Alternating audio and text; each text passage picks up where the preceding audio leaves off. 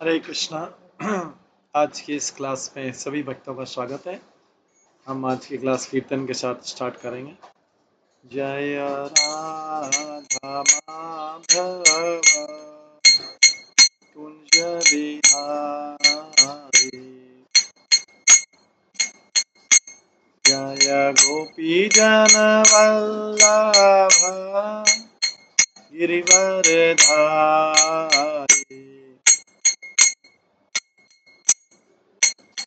यशोदानंदन ब्रज जन रंजन,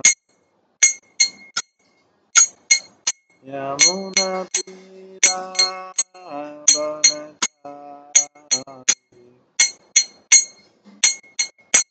जय राधा माधव कुंज बिहारी।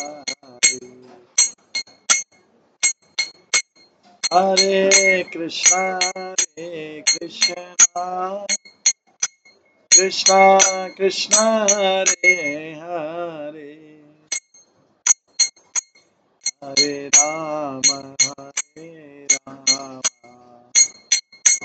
राम राम हरे हरे।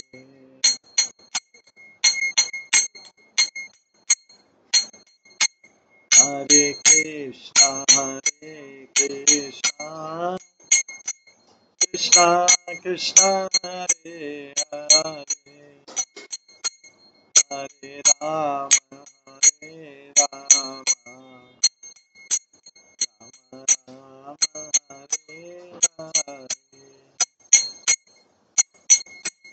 हरे कृष्णा कृष्णा कृष्णा हरे हरे, हरे राम राम राम हरे हरे।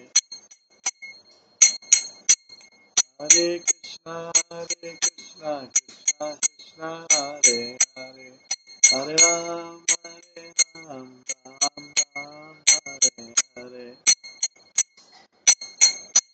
हरे कृष्णा कृष्णा कृष्णा हरे हरे, हरे राम राम राम हरे हरे। जय राधा गोविंद राधा गोविंद राधे, जय राधा माधव राधा माधव राधे, जय गौरानिताय जय गौरानिताय जय गौरानिताय, जय जय प्रभुपाद प्रभुपाद प्रभुपाद, जय जय प्रभु निताय गौर हरि बोल, हरि बोल हरि बोल निताय गौर हरि।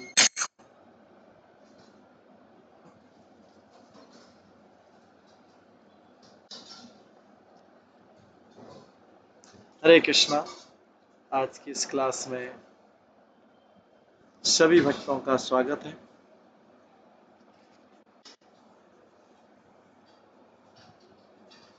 कल हम श्रवण कर रहे थे श्री गर्ग संहिता के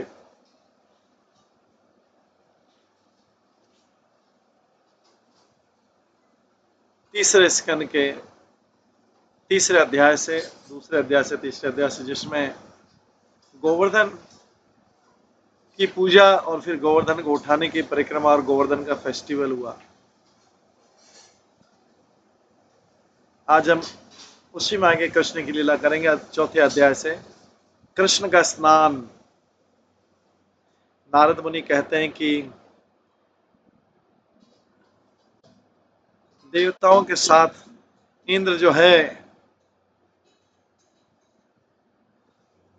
गोवर्धन हिल के एकांत स्थान में गए और भगवान कृष्ण को प्रणाम किया। एकांत स्थान में गया, अभी उसको काफी शर्म आ रही। इंद्र कहते हैं कि आप तो देवताओं के स्वामी हैं, आप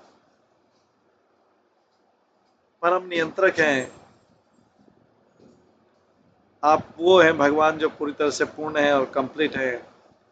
आप ओल्डेस्ट हैं, पूर्ण पुरुषोत्तम हैं, महान से भी महानतम है और भगवान की मटेरियल एनर्जी के ऊपर हैं।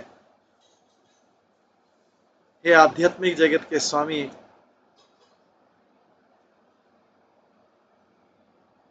ये समस्त ब्रह्मांडों के स्वामी, मेरी रक्षा कीजिए। इंद्र देवता बोलते हैं।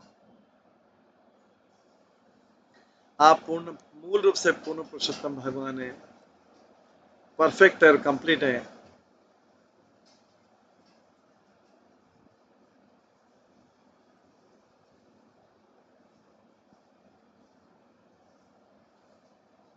आप इस पृथ्वी पर अवतरित होते हैं अपने 10 अवतारों के रूप में। भगवान के अनंत अवतार है, लेकिन 10 अवतार मुख्य है। भागवत में हालांकि 25 अवतारों का भी वर्णन है।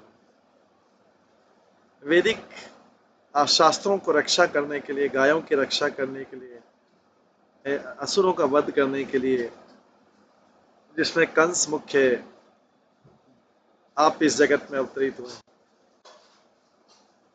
ये आध्यात्मिक जगत के स्वामी, जैसे एक पिता है अपने पुत्र को क्षमा कर देता है, उसी प्रकार से मुझे क्षमा कर दीजिए। मैं गर्वित और मूर्ख हूं, आपकी बाहरी अंग शक्ति से भ्रमित होके मूर्ख।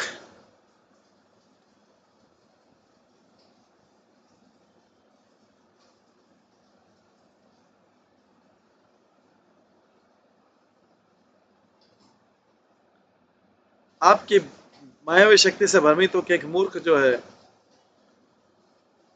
वो आपके प्रति करे गए अपराधों का सागर हो गया है। हे स्वामी, देवताओं के स्वामी,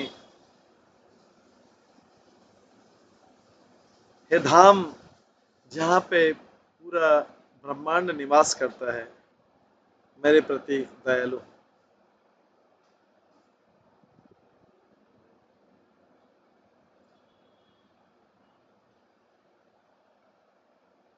ओम ओविस, आपको प्रणाम हो, आपको प्रणाम हो, आपको प्रणाम हो। गोवर्धनधारी भगवान को प्रणाम हो। गायों को आनंद देने वाले, भूमि को आनंद, पृथ्वी को आनंद देने वाले, इंद्रियों को आनंद देने वाले भगवान जो गोलोक में भी निवास करते हैं, गायों के रक्षक, गोपों के स्वामी, गोपियों के पति,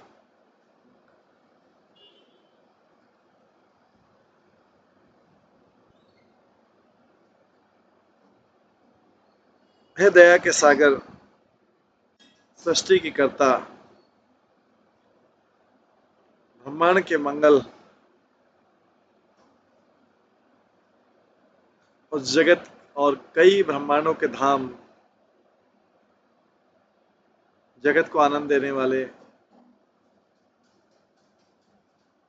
जगत को आकर्षित करने वाले, जगत के करोड़ों करोड़ों कामदेव को आकर्षित करने वाले,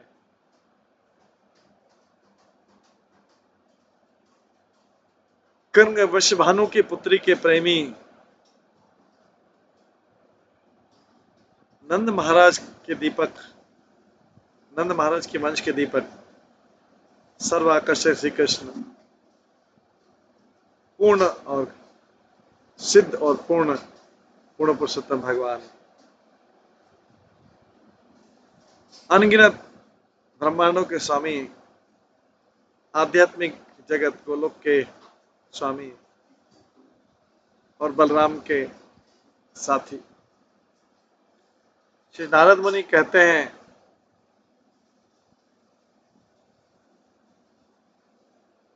राजा बहुलाश्व से, जो व्यक्ति सुबह उठकर इन प्रेयर्स को, इन प्रार्थनाओं को रिसाइट करता है, वो पूर्ण सिद्धि पाता है।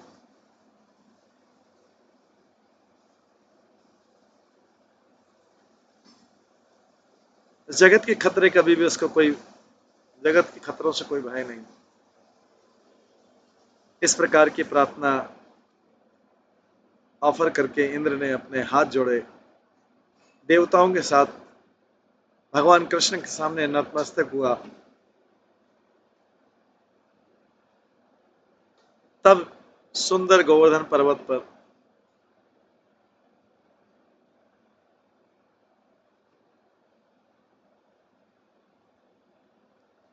सुरभि काऊ जो क्षीर सागर से निकली है,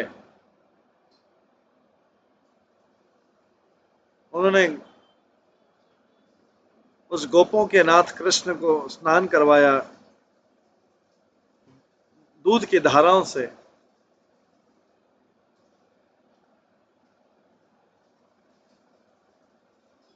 ऐरावत हाथी ने स्वर्ग में बहने वाली गंगा के जल से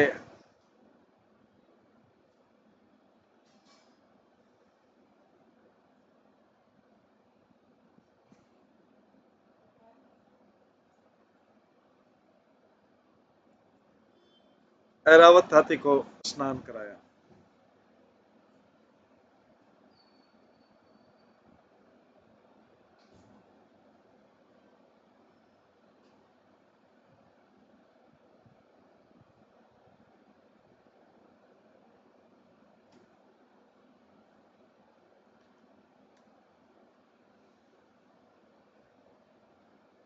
तब जो हर्षो उल्लास से भरे हुए देवताओं, किन्नरों, गंधर्वों, ऋषियों और वेद व्यक्ति वेद, उन्होंने भगवान कृष्ण को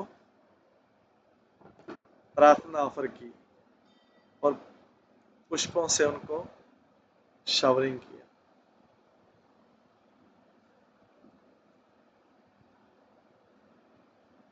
जब भगवान कृष्ण का स्नान कंप्लीट हुआ,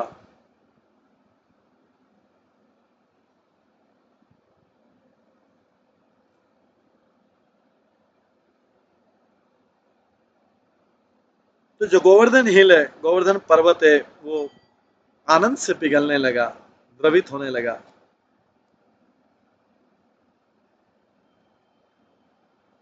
प्रसन्न होकर भगवान ने अपने चरण कमल उस पिघलते हुए, द्रवित होते हुए गोवर्धन पर रख दिए। राजा आज भी इस गोवर्धन पर्वत पर भगवान के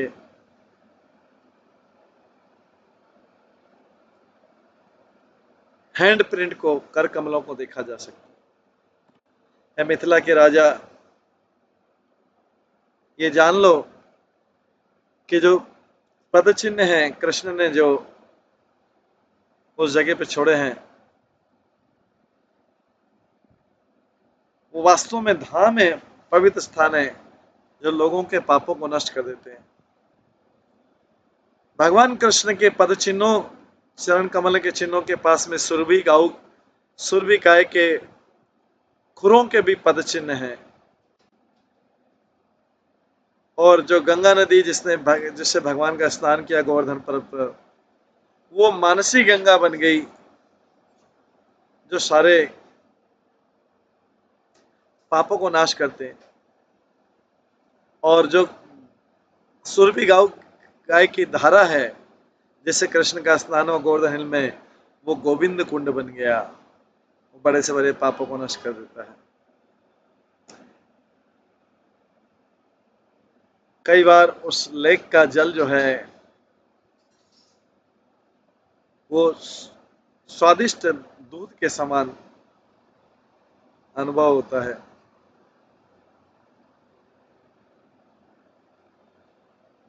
वहां पे जो भी स्नान करता है, वो कृष्ण के चरण कमलों को प्राप्त करता है। कृष्ण की परिक्रमा करके, उनके सामने प्रणाम करके,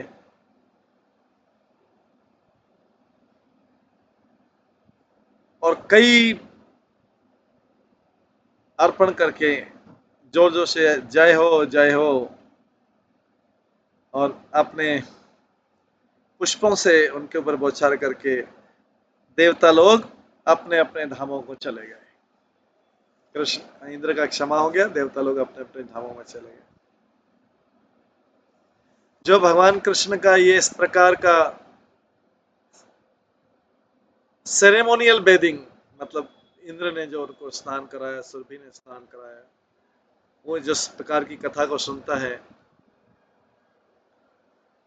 वो 10 अश्वमेध यज्ञ करने का जो फल है उससे ज्यादा फल प्राप्त करता है, वास्तव में भगवान का आध्यात्मिक धाम प्राप्त करता है। इस प्रकार से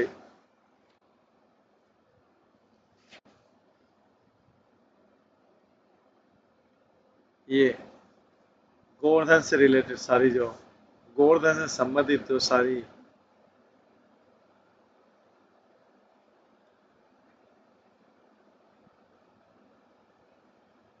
गोवर्धन से संबंधित सारी लीलाएं संक्षिप्त में यहाँ पर खत्म होती है।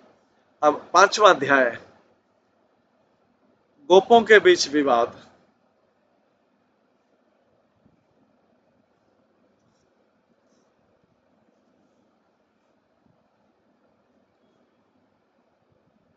नारद मुनि कहते हैं कि कृष्ण की अद्भुत लीलाओं को देखकर गोप और गोपी ने नंद और यशोदा से कहा,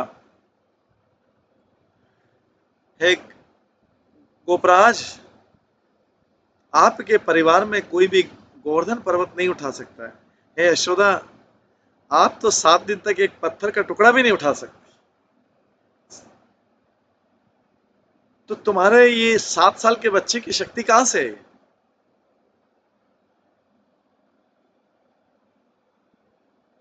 किसी व्यक्ति को कितना स्ट्रांग होना चाहिए गोवर्धन पर्वत को उठाने के लिए? हमको तो अभी शक हो रहा है कि तुम्हारा ये अननेचुरली स्ट्रांग बॉय है, अस्वाभाविक रूप से स्ट्रांग है आपका। हमारा तो इसका परिचय क्यों हो रहा? एक हाथ से वो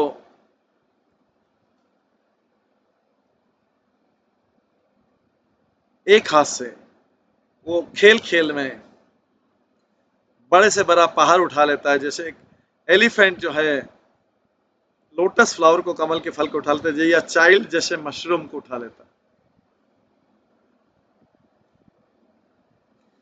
देखिए अभी डाउट हो रहा है, माता पिता के ऊपर ही डाउट हो रहा है बस। उनके रहते कि हमको लगता नहीं कि आपका बेटा है कृष्ण। आप तो रॉक को, एक पत्थर को भी नहीं उठा सकती 7 दिन तक, और नंद महाराज के वंश में आज तक कोई इतना स्ट्रांग उत्पन्न नहीं हुआ है।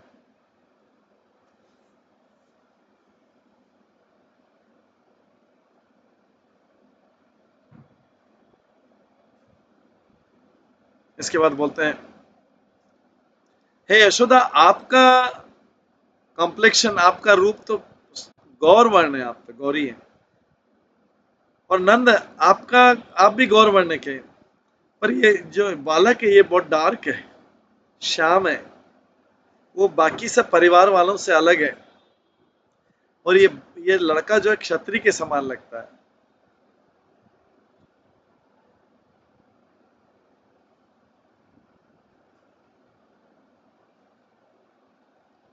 बलराम के लिए तो क्षत्रिय का नेचर जो है तो उसमें कोई आश्चर्य नहीं किया, क्योंकि वो तो क्षत्रिय फैमिली में उत्पन्न हुआ, चंद्रवंश में उत्पन्न हुआ। अगर आप हमें सच नहीं बताएंगे, हम ये समुदाय छोड़ देंगे। क्या ये लड़का वास्तव में इसने गोपों की फैमिली में जन्म लिया? अगर आप हमें सच नहीं बताएंगे तो बड़ा झगड़ा होगा। नारद मुनि कहते हैं, जैसे यशोदा मैया ने गोपों के शब्द सुने, यशोदा मैया भय से डर गई। तब नंद महाराज ने उस नाराज गोपों से कहा, नंद कहते हैं, गोपों, मैं आपको बताता हूं कि गर्ग मुनि ने क्या बोला है। उनके शब्दों से तुम्हारी चिंता दूर हो जाएगी। गर्ग मुनि ने मेरे को कहा था कि कृष्ण शब्द में जो के शब्द है, मतलब है वो लक्ष्मी का प्रेमी, आर मतलब है रामचंद्र है, एस मतलब है छह,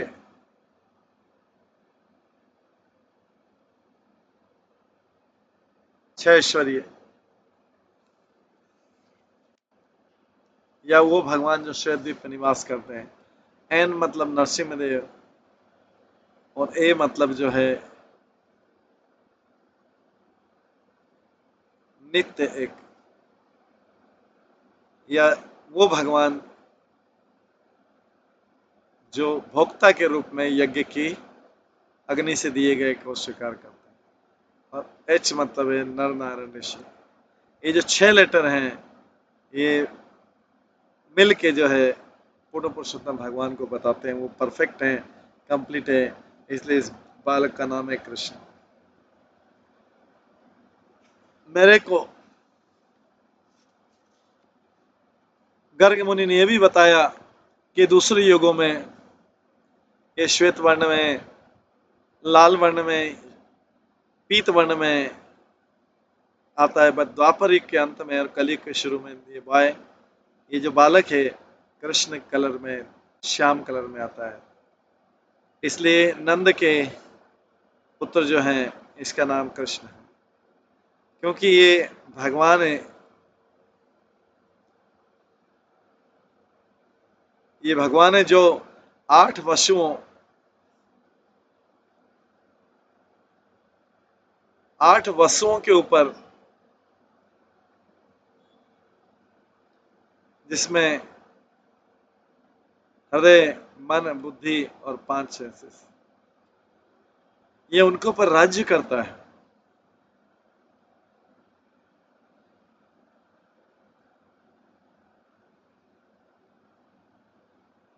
इसको वासुदेव भी बोलते हैं,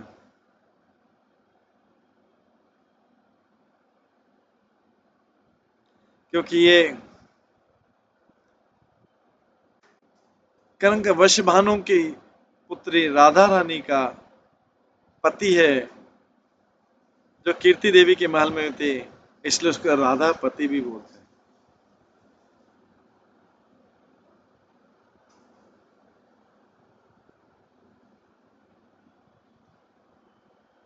श्री कृष्ण जो है पूर्ण पुरुषोत्तम भगवान है, वो परफेक्ट है, कंप्लीट है, सिद्ध है और पूर्ण है।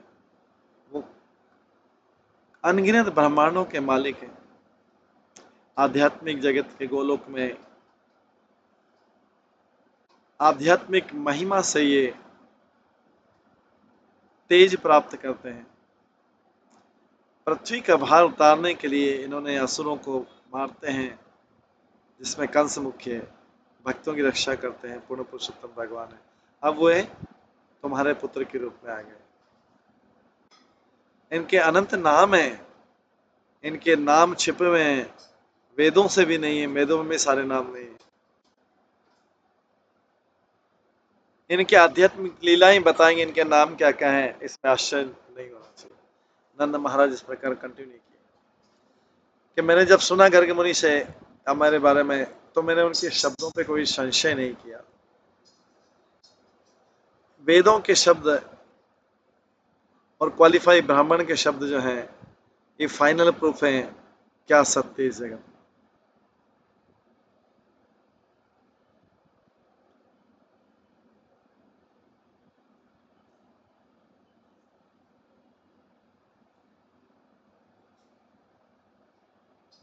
गोप कहते हैं कि अगर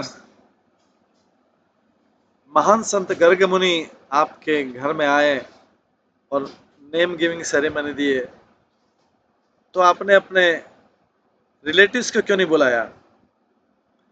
आपने रिलेटिव्स क्यों नहीं बुलाया अपने घर में? नारद मुनि कहते हैं उन सब गोप ग्वाल वालों के शब्द जो हैं क्रोध से भरे हुए थे जब उन्होंने ये शब्द बोले।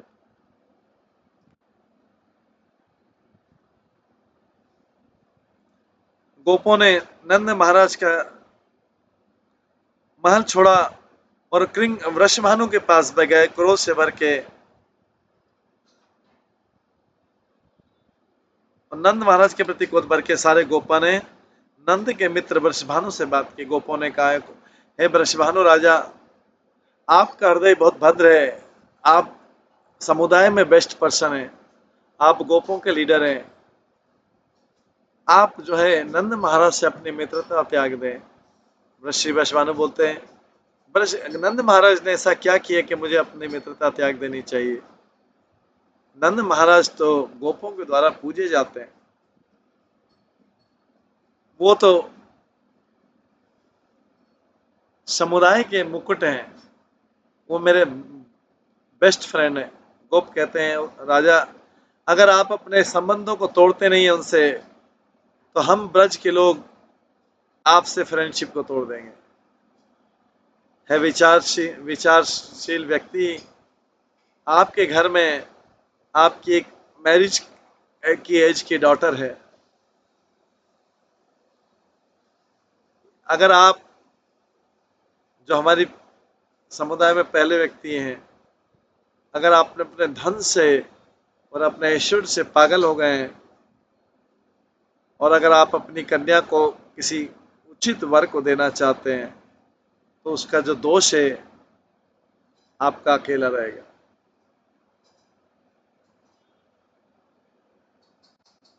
अगर आप लंबे समय तक आपकी फ्रेंडशिप नंद महाराज से नहीं तोड़ते हैं, हम आपका अपने समुदाय से बहिष्कार करेंगे। हे भद्र पुरुष, नंद महाराज को रिजेक्ट कर दीजिए। वृषभानु कहते हैं गोप को, मैं आपको फिर से बताता हूं कि गर्ग मुनि के शब्दों में ये शब्द जो है आपको सारी इन चिंताओं से मुक्त कर दे। गर्ग मुनि ने कहा था कि जो बॉय है, ये नंद के घर में जो उत्पन्न हुआ है, ये करोड़ों अनगिनत जगतों का स्वामी है, गोलोक का स्वामी है, ये महान से भी महानतम है, इससे महान कोई नहीं है। ब्रह्माओं के और देवताओं के निवेदन पर कृष्ण इस ब्रह्मांड में आया है, अर्थ का पृथ्वी का भार उतारने के लिए और असुरों को मारने के लिए।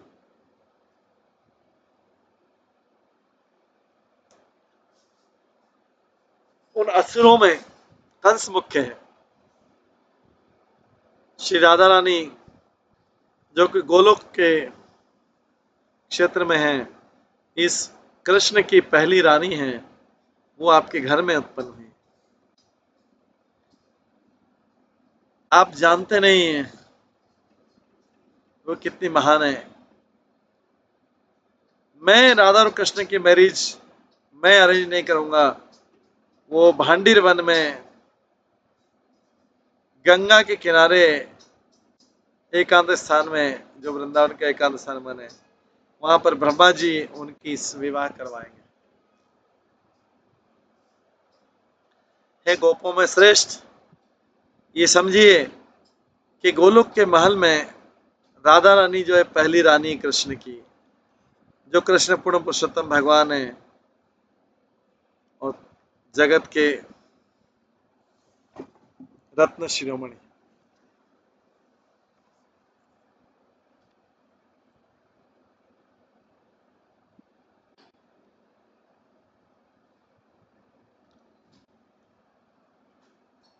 उन्होंने बोला कि गोलोक से आप सब गोलोक, आप सारे गोप लोग गोलोक से आए इस पृथ्वी पर, गोपियां और गाय भी वहां से आई है, राधा रानी की इच्छा से गोलोक से आए। ये सारे शब्द सुन के महान संत गर्ग मुनि चले गए थे। उस दिन से मेरे को राधा रानी की स्थिति के बारे में कोई डाउट नहीं कि राधा रानी की स्थिति, वेदों के शब्द और ब्राह्मण के शब्द हैं, वही फाइनल प्रूफ है कि इस जगत में क्या सत्य है। इसलिए गोपों,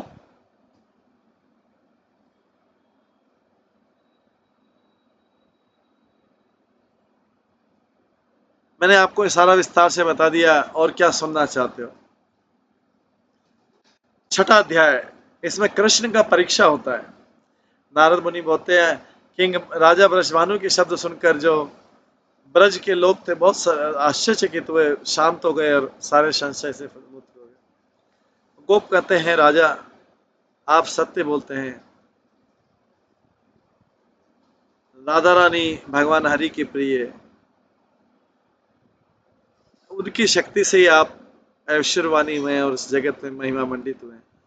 मैंने देखा कि आपके पास हजारों मदमस्त हाथी हैं, करोड़ों घोड़े हैं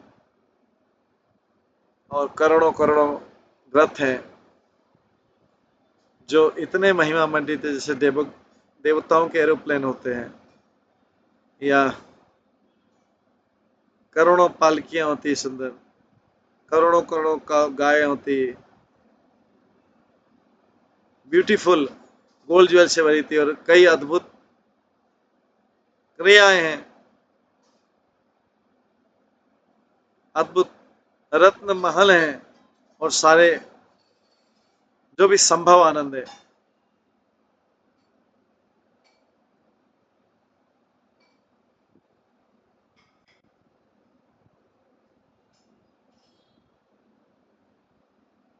अगर कंस भी हार जाए, अगर वो आपके शक्ति को देख लेगा, आप जो है राजा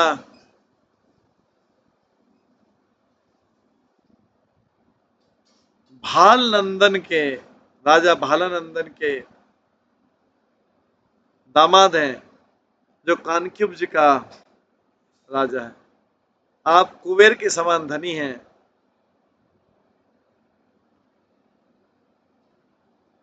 नंद के महाराज के घर में भी उतना धन नहीं है और ऐश्वर्य नहीं है,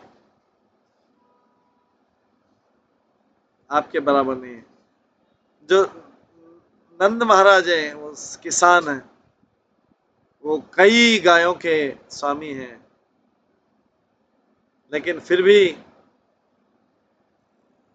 निर्धन हृदय वाले हैं आपके तुलना में। है स्वामी, अगर नंद महाराज का पुत्र वास्तव में पूर्ण पुरुषोत्तम भगवान है, तब उनको एक परीक्षा कीजिए, उससे उनका परिचय पता लेगा। नारद मुनि कहते हैं, ये शब्द सुनकर राजा वृषभानु ने एक टेस्ट लिया, ये करने के लिए कि नंद महाराज की वेल्थ कितनी है, धन कितना है। हे बहुलाश, जब सब लोगों ने देखा किंग वृषभानु ने, राजा वृषभानु 1 करोड़ मोतियों की माला उन्होंने लिया, और हर उसमें मोती करोड़ों मुकुटों से ज्यादा शोभा पा रहा था। उन सारे उन्होंने रत्नों को एक बास्केट में रखा,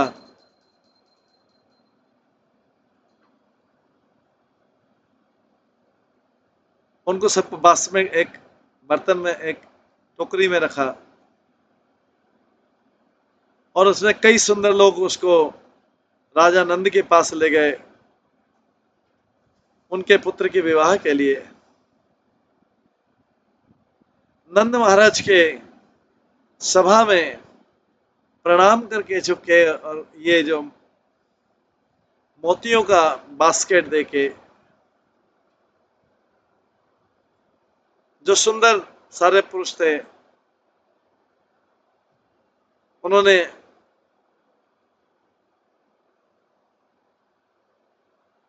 नंद महाराज से इस प्रकार वार्तालाप की। जो सारे सुंदर लोग थे, मैरिज प्रपोजल लेके आए थे, उन ये जानते हुए, कृष्ण का मैरिज प्रपोजल आया था, ये जानते हुए कि जो वृषभानु के प्रति राधा है, जो 10 करोड़ों चंद्रमाओं के समान है, और जिनकी आंखें जो है कमल पुष्प के समान है, अब उतना हो गई उसकी एज कि अब मैरिज हो जाए। तो कृष्ण वृषभानु राजा ने उस पर कुछ विचार किया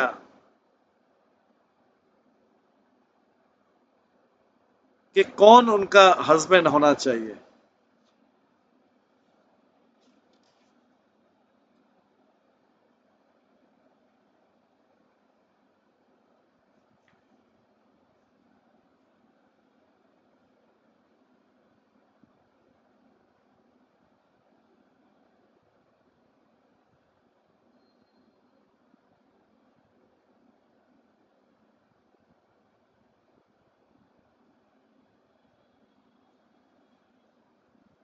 तो जो व्यक्ति मैरिज प्रपोजल लाया था, वो स्वयं ही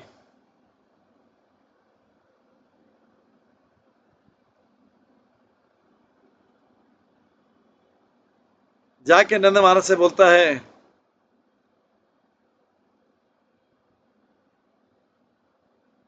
क्या आपको पता होगा कि जो वृषभानु की पुत्री है राधा, वो 1 करोड़ चंद्रमाओं से भी ज्यादा सुंदर है।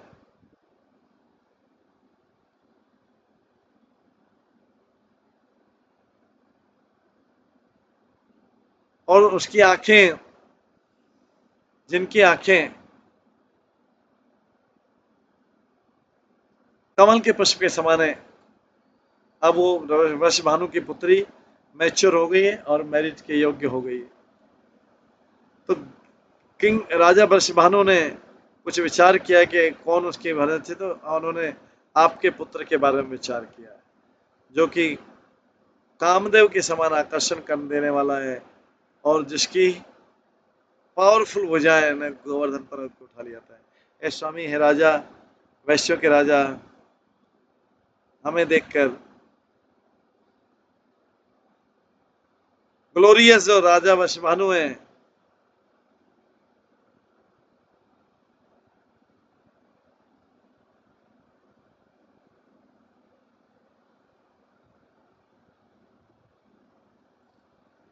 ए स्वामी और राजा, वैश्यों के राजा, ये देखकर ग्लोरियस किंग, महान किंग वृषभानु ने हमें भेजा है इस मैसेज के साथ में, इसको स्वीकार कीजिए और ये मोती जो है इसको गिफ्ट के रूप में, कृपया इसी प्रकार के गिफ्ट कन्या को भी दीजिए, वो बहुत रिस्पेक्टेबल है, ग्लोरियस।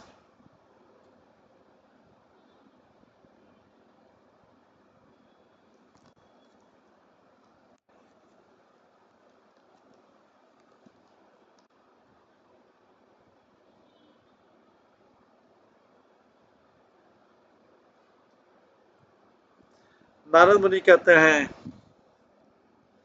इस सुंदर गिफ्ट को देखकर नंद महाराज अद्भुत आश्चर्य से भर गए। सोच यशोदा से विचार करने के बारे में सोचने लगे कि हमारे पास ऐसा कोई गिफ्ट देने के लिए है। तो वो महल के अंदर गए, अंदर वाले रूम में गए। बहुत समय तक सोचने के बाद में नंद महाराज और गौरी, नंद महाराज और महिमा मंडित यशोदा यही कंक्लूजन बाहर है कि हमारे घर में इस मोतियों के बराबर कुछ नहीं है। अगर हम प्रॉपर गिफ्ट नहीं देंगे तो हमें बहुत संकोच हो जाएगा, हमारे लिए एम्बेरसमेंट हो जाएगा सबके सामने, हम सारे लोग हमारे सामने हंसी उड़ाएंगे। हमें क्या करना चाहिए?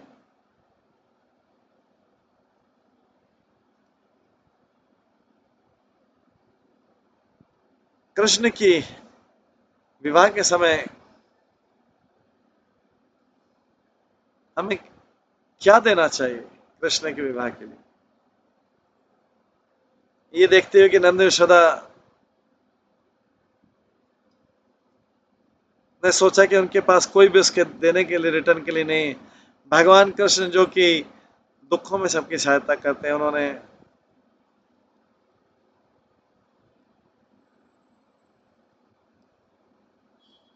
एक 100 मोतियों के हार लिए और अपने हाथों से मोतियों को, अपने हाथ से मोतियों को जमीन में बो दिया, बन एक के बाद एक। जैसे कोई किसान होता है, जैसे कोई किसान होता है, वो अनाज को बोता है।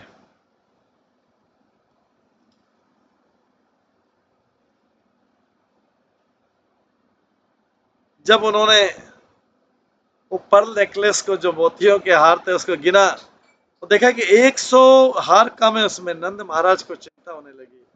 नंद ने सोचा अभी तो और भी कम नेकलेस है पहले से, ये तो मेरे संबंधियों का स्वयं का दोष है। अब मैं अप्रसन्न हूँ हृदय से। अब मैं कृष्ण या बलराम से पूछता हूँ कि उन्होंने कहीं खेलने के लिए मोतियों की माला तो नहीं ले लिया?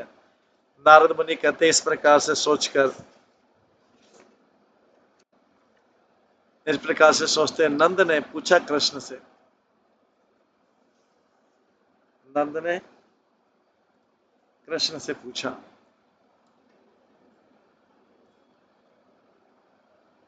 कृष्ण जो गोवर्धनधारी ने मुस्कुराए और नंद महाराज से बोला, पूर्ण पुरुषोत्तम भगवान बोलते हैं, हम गोपों जो हम किसान हैं, हमने सारे प्रकार के बीज बोते हैं। आज मैंने अपने खेतों में कुछ मोती बो दिए। नारद मुनि बोलते हैं, अपने पुत्र की शब्द सुनकर उसको डांटते हुए नंद जो ब्रजराज हैं उनके साथ गए और फील्ड में उन मोतियों को निकालने गए। पर वहां पर देखा कि सैकड़ों सुंदर बड़े बड़े ग्रीन हरे पत्ते वाले मोतियों के वृक्ष उग गए। नारद मुनि बोलते हैं, राजा उस स्थान पर करोड़ों करोड़ों बंच मोतियों के गुच्छे हो गए। ऐसा लग रहा था, ऐसे चमक रहे थे वो, जैसे आकाश में अनगिनत तारे हों।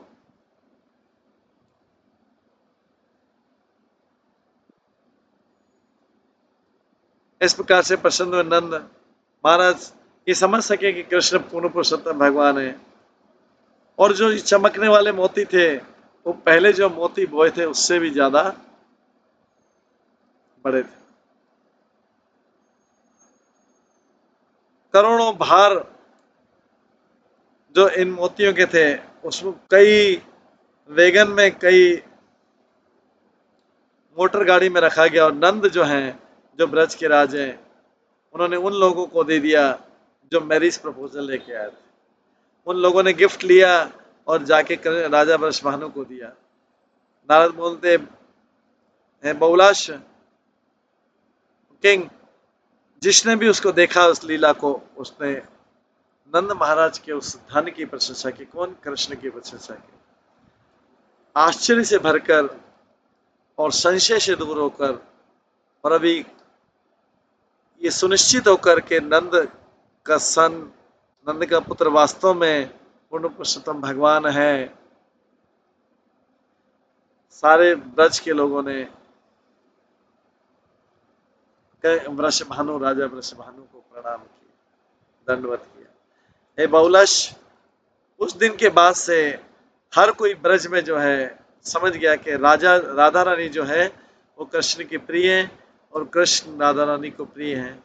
और जो स्थान जहाँ पर नंद के सन ने मतलब कृष्ण ने मोतियां का पौधा लगाया था वो झील बन गया। उसको बोलते हैं मुक्त सरोवर, मतलब तीर्थ स्थानों का राजा वो है। जो उस स्थान पर एक एक मोती को भी दान में देता है, वो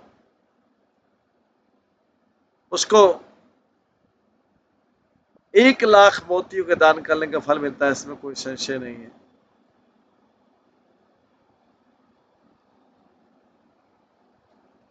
हे राजा, इस प्रकार से मैंने तुमको गोवर्धन हिल के फेस्टिवल सुनाया जिससे इंद्रिय तृप्ति और मुक्ति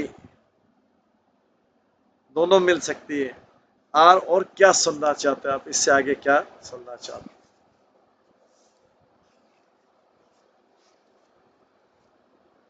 इस प्रकार से 6ठा अध्याय खत्म होता है।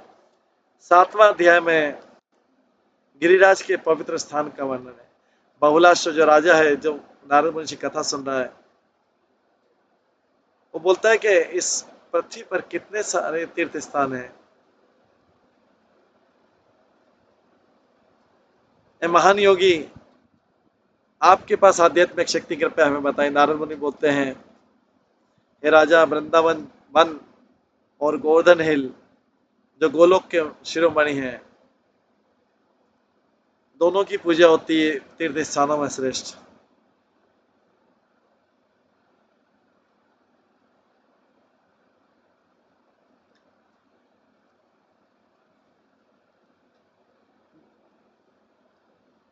दोनों की पूजा होती है। ब्रज जो नोबल गोवर्धन हिल है वो भगवान कृष्ण को ज्यादा प्रिय। ये पूर्ण पुरुषोत्तम भगवान का अम्ब्रेला है। ये गायों को, गोपों को और गोपियों की रक्षा करता है। ऐसा कौन सा स्थान है जो गोवर्धन हिल से अच्छा है, गोवर्धन पर्वत से अच्छा ऐसा कौन सा स्थान है? मथुरा मिथिला के राजा जो डेमी गॉड हैं, देवता लोग, ये ब्रह्मा, वो भी गोवर्धन हिल की महिमा को नहीं गा सकते हैं, जहाँ पे भगवान कृष्ण नित्य रूप से गोपों के साथ में खेलते हैं। और वहां पर मानस गंगा है जो पापों का बाढ़ को भी नष्ट कर देता है। वहां पे शुद्ध गोविंद कुंड है, वहां पे ब्यूटीफुल चंद्र सरोवर है, वहां पे सुंदर राधा कुंड है, श्याम कुंड है, ललिता कुंड है, गोपाल कुंड है, कुसुम सरोवर है। भगवान कृष्ण के मुकुट के स्पर्श से एक जो पत्थर है,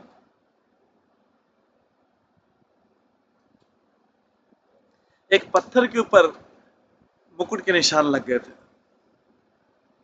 कोई व्यक्ति जो उस स्टोन को देखता है वो भगवान का मुकुट बन जाता है। आज भी गोवर्धन पर्वत में एक सेक्रेट पवित्र स्टोन है जिसपे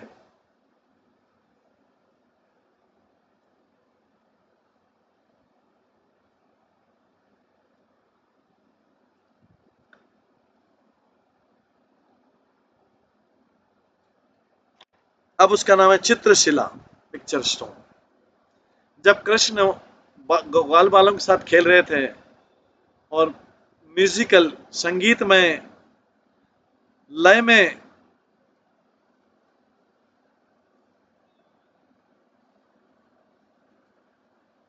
इस पत्थर पे उन्होंने संगीत में लय में गाया था। वो पत्थर जिसका नाम है वदंती शिला, म्यूजिकल स्टोन, बड़े से बड़े पाप को नष्ट कर देता है। वो स्थान जहां पर कृष्णचंद्र ने गेंद से खेला था,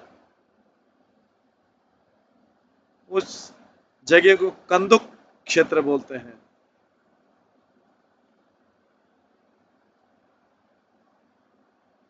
जो कोई व्यक्ति इंद्र पद, गोवर्धन हिल पे, गोवर्धन पर्वत पे इंद्र पद जगह इस पे प्रणाम करता है, ब्रह्म पद पे या इस पे रोल करता है इसके डस्ट में, वो भगवान विष्णु का धाम प्राप्त करता है।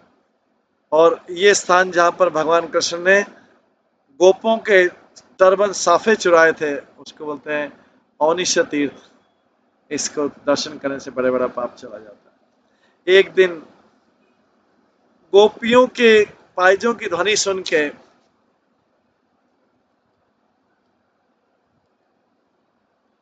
गोपी पास में जा रही थी अपने रास्ते में दही बेचने के लिए। कृष्ण जो है वो कामदेव से जो भी आकर्षित करने हैं उनको रास्ते में रोका, हाथों में बांसुरी लेके और एक स्टिक लेके, और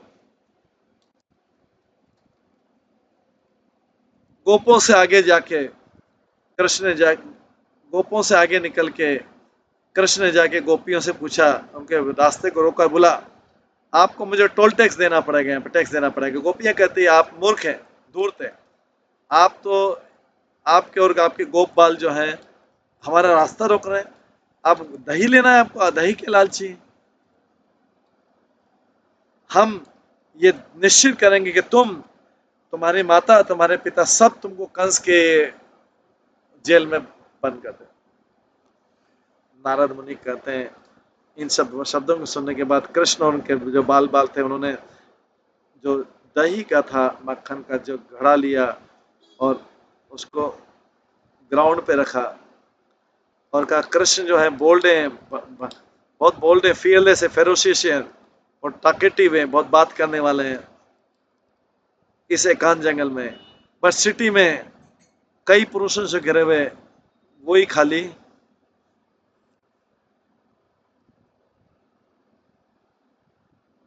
वीकलिंग। हम अवश्य रूप से नंद महाराज से यशोदा से कहेंगे कि उन्होंने क्या किया है। इस प्रकार से मुस्कुराती गोपियां फिर से उनके घर चली। तब निप के और पलाश लिव के कप बनाकर कृष्ण और दूसरे लोगों ने दही खाया और पिच्छा खाया।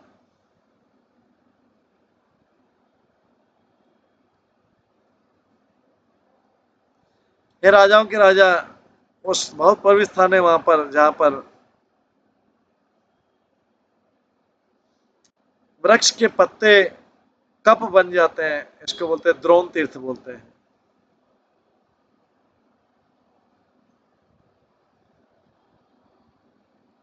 जो इस स्थान पर दही को चैरिटी में देता है और अपने लिए जो दही है वो एक पत्ती के कप में पीता है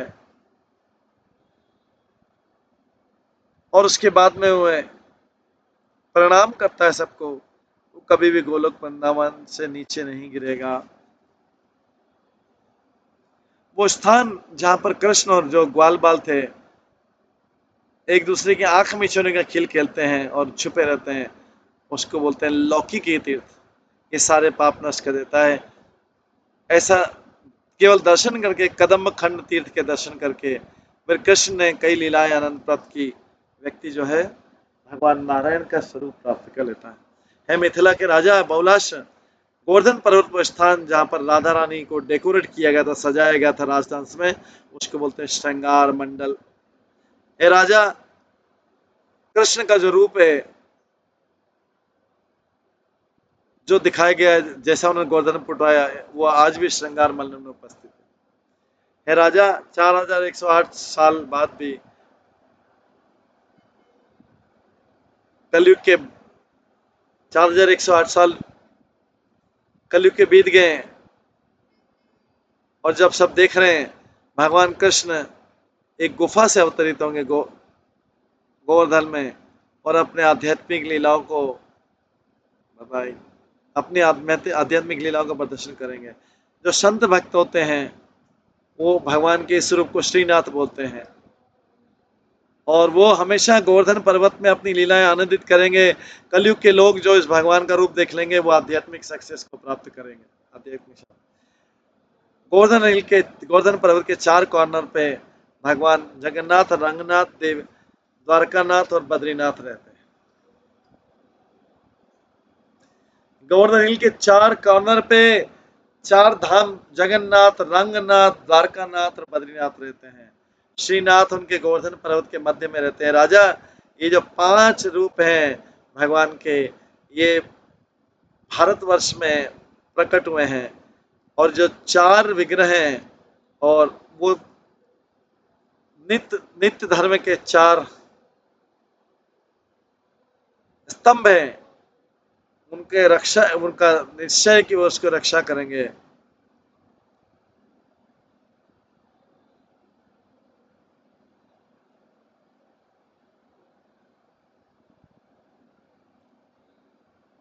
हे राजा, जो पांच रूप में भगवान के ये पवित्र भारतवर्ष में प्रकट होते हैं, जो चार विग्रह हैं वो धर्म के चार स्तंभ हैं और उनकी रक्षा करना और उनके भक्तों को कष्टों से मुक्त रखना।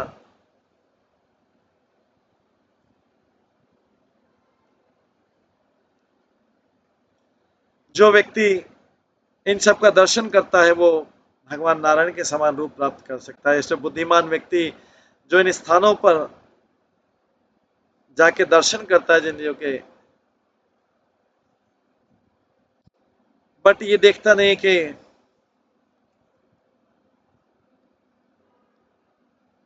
वहां पे भगवान को देख नहीं पाता तो उसको वास्तविक लाभ नहीं होता है।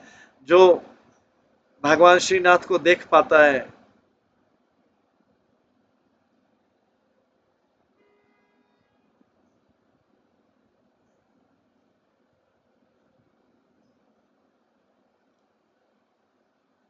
और जो भगवान श्रीनाथ को दर्शन करता है वो चारों विग्रह को, गोवर्धन पर्वत पे जो चारों विग्रह उनके दर्शन का फल पाता है। मिथिला के राजा बोलाश,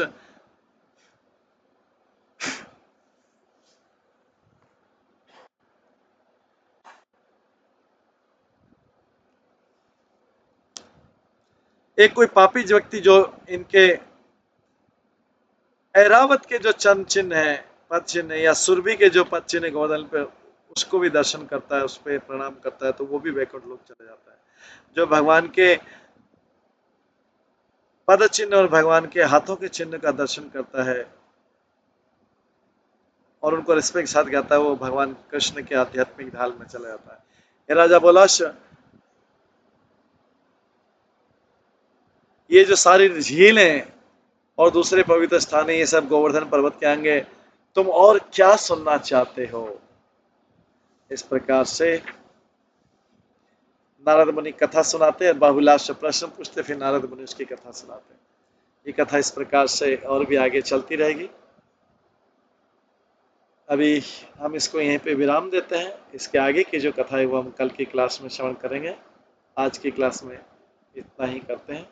सभी भक्तों का बहुत बहुत धन्यवाद। सभी भक्तों के लिए एक बार हरे कृष्ण महामंत्र का जप करते हैं। हरे कृष्णा कृष्णा कृष्णा हरे हरे, हरे राम राम राम हरे हरे। श्री गर्ग संहिता ग्रंथ की जय। शिल प्रभुपाद की जय। सभी भक्तगणों की जय। हरे कृष्ण।